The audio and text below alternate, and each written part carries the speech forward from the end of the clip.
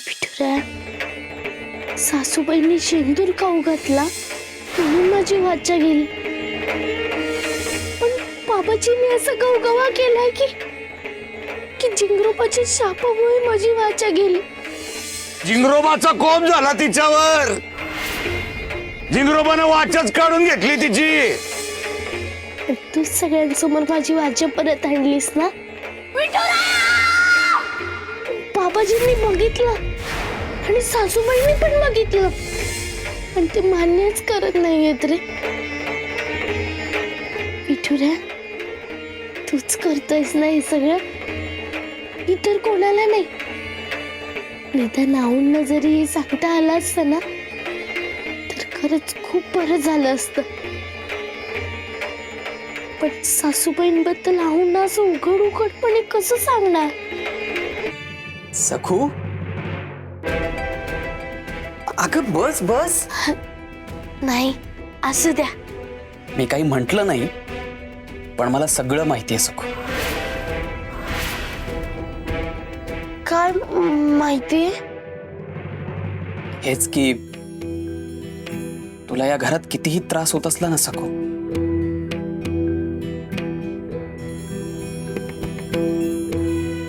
तरी तुझ्या मनात सगळ्यांबद्दल प्रेम आहे, आपुलकी आहे. मागे एकदा रमाईचे हात भाजले होते बघ सखू, तेव्हा तू तिची किती मनापासून सेवा केली होतीस. आणि बाबांचा तर प्रश्नच नाही. अगं तू तर त्यांची त्या खोलीतून सुटका केलीस सखू. बाबांना खूप जपलंस तू. तुझ्या मायेने जणू काही त्यांच्यात प्राण फुंकलेस सखू तू. अगं ते तुझ्यासाठी आपणहून तुझ्या माहेरी आलेत. हे किती छान प्रगती आहे.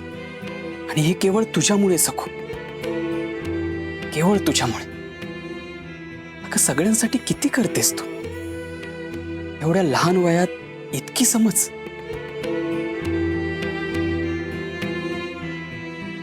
आणि मुख्य म्हणजे सखू, तुझं मन अगदी निर्मळ आहे का. फार फार कौतुक वाटतं मला तुझं.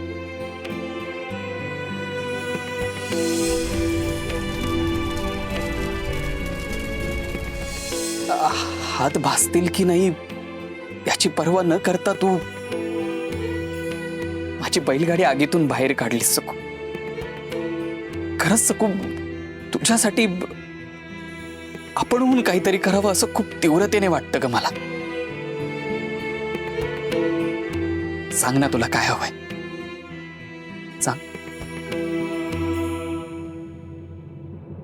हा, काही म्हणालात का? नाही कळलं ना. साहजिक आहे. अगं हे असे कौतुकाचे, उमेद देणारे शब्द आयुष्यात पहिल्यांदाच माझ्याकडून आले ना, म्हणून तुझ्या मनापर्यंत पोहोचले नाहीत ते. पण सखू अगं अतिशय मनापासून विचारतोय. सांग ना तुला काय हवंय. आत्ताच्या आत्ता तुला मी किंवा तुझा तो विठ्ठल ह्यापैकी एकाची निवड करावी लागेल. आहो, एकच मागते. हा, माझ्यात आणि विठुरात एकाची निवड करायची अशी अट यापुढे घालू नका.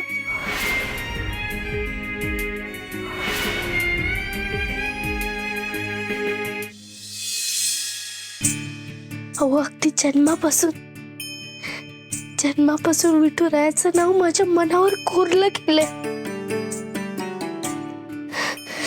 प्रत्येक श्वासागणिक विठुरायाचं नाव माझ्या मनात नकळतच उमटलं जातं. विठुराया माझा सखा आहे हे मी म्हणते खरी, पण खरं तर तो माझी सावली आहे. आणि अहो, या घराला सुखी ठेवणं हे माझं कर्तव्य आहे. तुम्ही माझे अहो आहात, पती आहात. पती हा स्त्रीसाठी परमेश्वर असतो. माझी आजीची आणि उमाईची शिकवणूक आहे. मग अहो, तुमच्यात आणि विठुरायामध्ये एकाची निवड कशी करणार मी? पुन्हा असं बोलू नका. तुम्ही जर असं केलं ना तर माझे 2 तुकडे होतील. नाही बोलणार, पण सखू, तुझ्यासाठी काहीतरी माग म्हटल्यावर हे तुझं मागणं आहे? अगं, तुझ्या जागी कोणी असती ना तर एखादं लुगडं किंवा सोन्याचा डाग तरी घेतला असता. पण तू मात्र खरंच जगा वेगळी आहेस तू सखू. पण मला मान्य आहे, यापुढे तुला असा कात्रीत नाही पकडणार मी. पण सखू, तुझ्या भल्यासाठी एक सल्ला देतो. तुझी विठुरायावरची श्रद्धा मी समजू शकतो, पण असं उघडपणे नाव नको घेऊ शकत. त्यामुळे रमाई रागावते आणि रमाईला दुःखी बघताना मला त्रास होतो. शेवटी तू तुझ्या सासरी आहेस सखू, आणि सासरचे काही नियम, पद्धती, रीतीभाती असतात, त्याचा सन्मान व्हायला हवा. मनातली श्रद्धा मनात ठेवावी सखू, म्हणजे श्रद्धा सुखरूप राहील आणि वादही टळतील. विशेष म्हणजे नाती जपली जातील सखू. मला पटलं. मी अगदी अशीच वागे ना. पण अहो, तुम्हाला माझी मागणी मान्य आहे ना? हो, मान्य.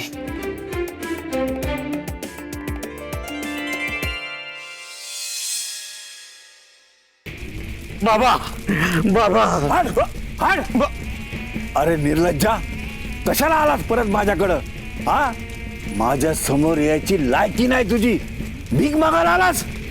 दरवेळी माती खातोस, हारतोस, आणि नाक कापलं गेलं की शेपटी आत घालून निर्लज्जासारखा माझ्यासमोर उभा राहतोस. हाड, हाड. बाबा, काय सारखं हाड करता तुम्ही? हा, कुत्रेवणे हाकलून देतो इथून. मी गुरु मानतो ना तुम्हाला. मग मग माझी जर वारंवार हार होत असेल तर ती तुमची बी हार आहे. हा, आणि नुसती तुमची नाही, गुरु जिंगरोबाची बी हार आहे. आणि तुमची हार म्हणजे कलीची हार आहे, कलीची. आणि तुम्ही तर स्वतःला कलीचे दूत मानता. जर कलीची जीत व्हायची असेल तर बाबा बाबा तुम्ही मला मदत करायलाच पाहिजे. वय ठीक आहे, ठीक आहे, जास्त वटवट करू नकोस. एक विधी सांगतो, तो नीट कर. हा, आणि माझ्या वाटेवरचा जर विधी करायचा असेल तर त्याचे नियम फार कडक आहेत. ते नियम पाळावे लागतील, आणि जर नियम मोडलेस तर त्याचे परिणाम भयंकर होतील. ध्यानात ठेव. गुरुनं सांगितलं आणि बाबाजीने ऐकलं नाही असं थोडीच होणार आहे. मी आज समजे नियम पाळून तो विधी करन. हा, तुम्ही सांगा. मग ऐक नीट. हा विधी तुझ्या मठात करावा लागेल. हा हा हा विधी पंतांविरुद्ध करायचा आहे. या विधीसाठी तो पंत आणि ती चिमुरडी या दोघांनी त्यांच्या घरात कोंडून ठेवावं लागेल. आणि झिंगरोबा समोर विधी करायचा. त्यासाठी पंतांच्या 2 वस्तू मठात आणाव्या लागतील. जर हा विधी यशस्वी झाला तर मग तुला काहीच करावं लागणार नाही. म्हणजे झिंगरोबा पंतांच्या शरीरात शिरून सकूचा नाश करेल. काय मग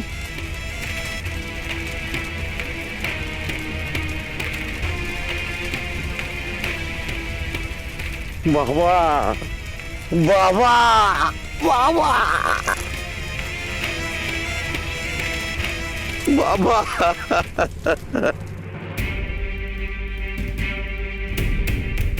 वहिनी, वहिनी, अहो उठा उठा वहिनी, उठा. चला लवकर लवकर चला. अहो दादा काका बघा ना कसे तरीच करतायत. बापरे, भयानक आहे. अहो वहिनी चला ना. काय झालं मामांजींना?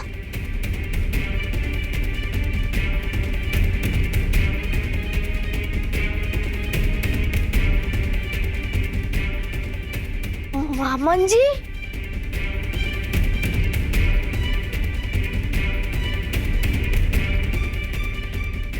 मामांजी अहो तुम्ही इथे का बसलात? हे बाबाजींचं आसन आहे.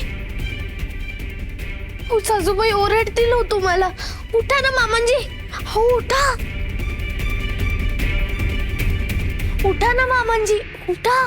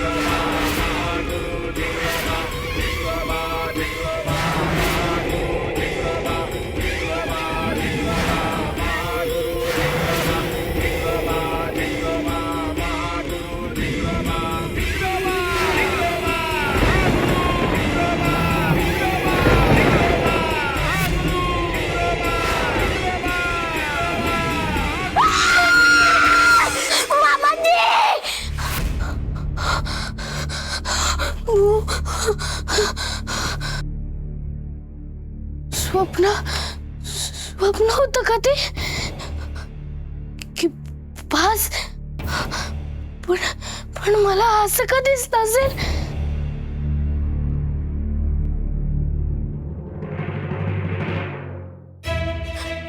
विठुर आहे असं दृश्य मला स्वप्नात का दिसलं रे? पुढे काही संकट येणार आहे का? तू आहेस ना रे माझ्या पाठीशी?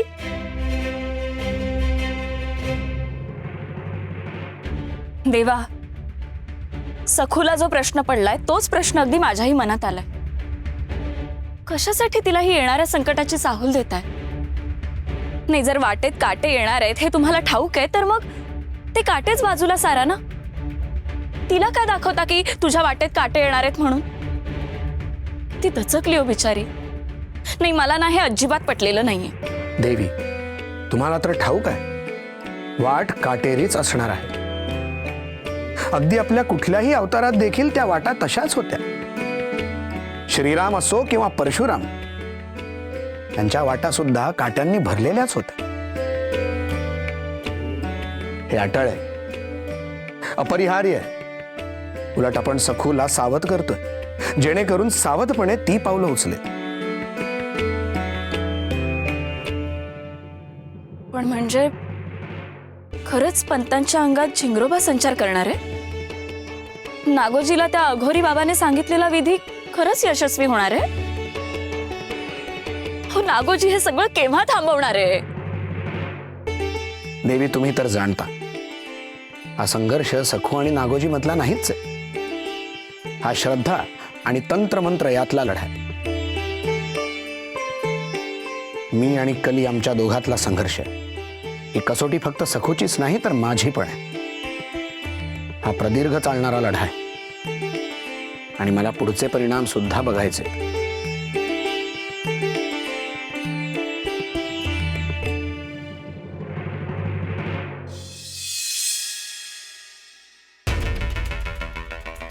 कुठे ठेवली?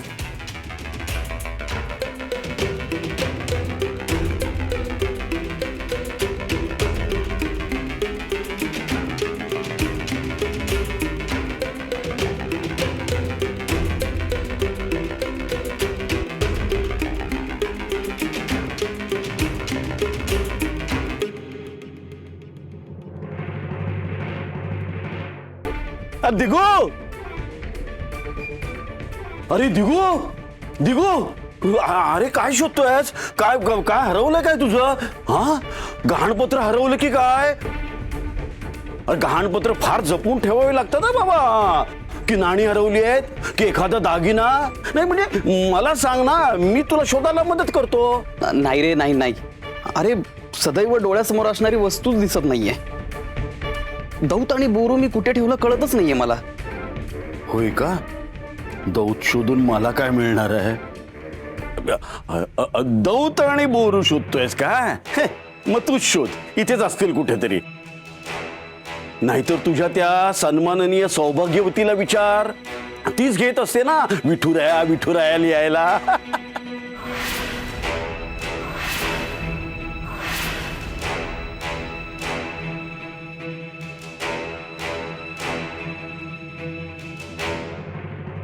अरे बाप रे, दिगूला राग आला वाटतं. आमचा दिगुना म्हणजे आदर्श नवरा आहे. ह्याच्या बायकोला जरा कोणी काय बोललं ना की लगेच फणा काढतो, फुस.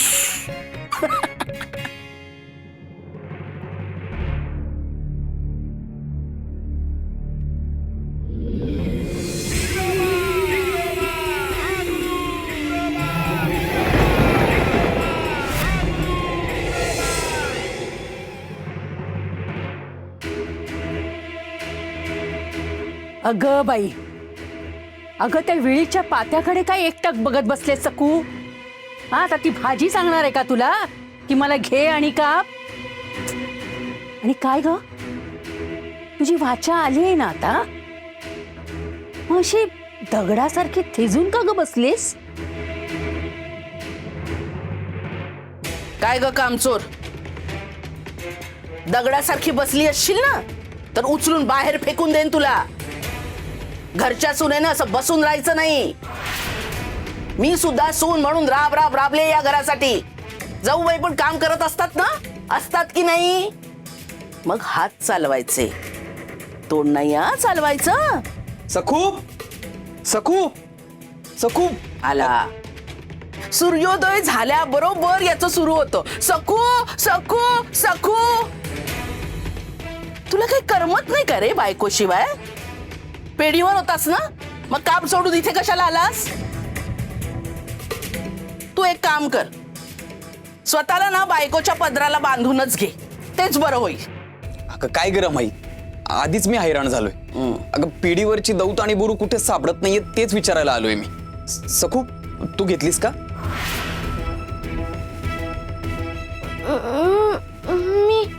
अगं मी काय करतेस, घेतलीस का? एवढं घाबरायला काय झालं? नाही नाही, मी नाही घेतलं. मी काय घेऊ? मी नाही घेतलंय. आता कुठे शोधू मी? कामं अडतात ना.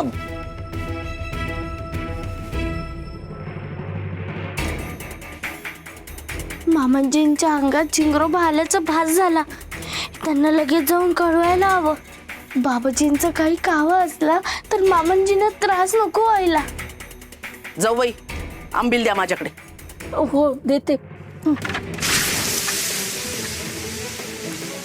हाव जाऊबाई, अपचकून का करताय? अपचकून का करताय?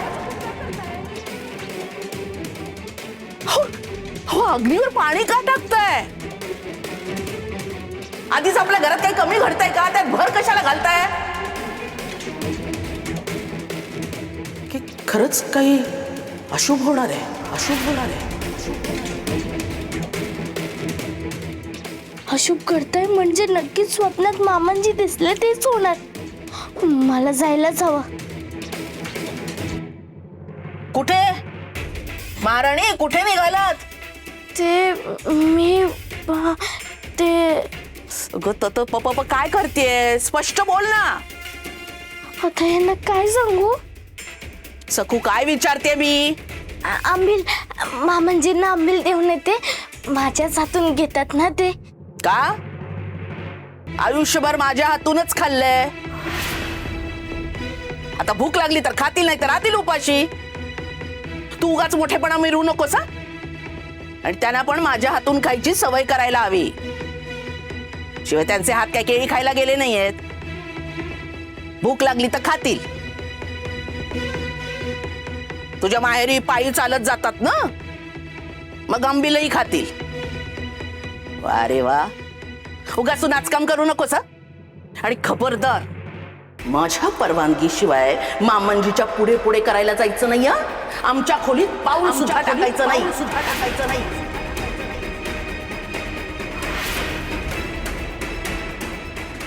द्या ती आंबील माझ्याकडे.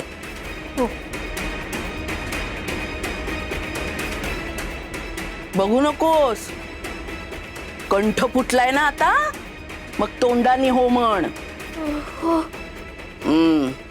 आली मोठी दीडशाणी आंबील घेऊन चाललीये. बस इथे आणि काम कर. द्या आंबील द्या.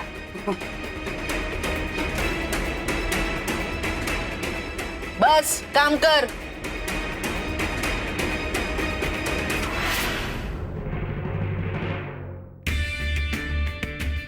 शंभू बाळा, आता इथेच गुणी बाळासारखा बसायचा. मी आलेच हा. यमुनाताई, अगं शंभू बाळा, हा बघ मामा आला. आता मामा सोबत पेढीवर जायचा हा, आणि मामाच्या मांडीवर बसून छानपैकी कारभार शिकायचा हा. अगं हो, पण त्यासाठी आधी दौत आणि बोरू शोधायला हवा. म्हणजे अगं दौत आणि बोरू कुठे सापडतच नाहीये. तू बघितलंस का कुठे? शी, दौत आणि बोरूशी माझा काय संबंध? अगं मग शी काय, आपल्या कारभाराची पवित्र हत्यार आहेत ते. पण कुठे गेली कळतच नाहीये. घरात सगळीकडे शोधलं, सगळ्यांना विचारून झालं, पण काय. रमाई,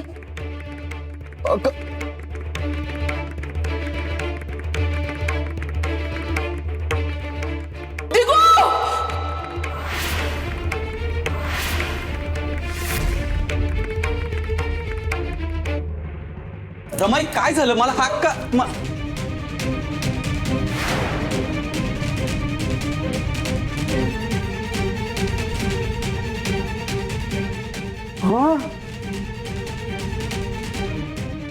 बापरे, हे कोणी केलं?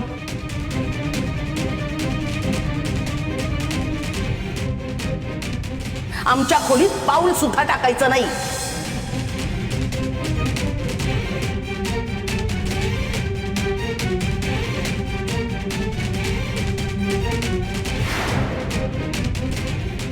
विठ्ठल विठ्ठल विठ्ठल विठ्ठल विठ्ठल विठ्ठल विठ्ठल.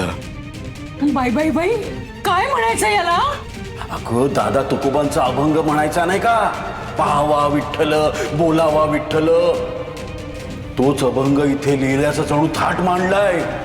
हा, विठ्ठल विठ्ठल.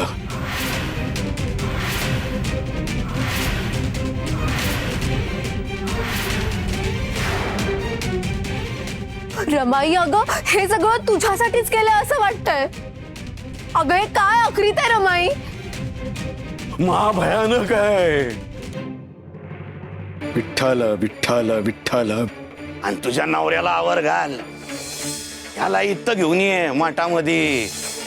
नाही नाही नाही नाही, आता हे सगळं माझ्या सहनशक्तीच्या पलीकडे गेलंय. डोक्यावर पाणी गेलंय. आता तुम्ही कुणी काही बोलायचं नाही. विठ्ठल विठ्ठल. माझा निर्णय झालाय. मी यांना बाबाजींच्या मठात घेऊन जाणार.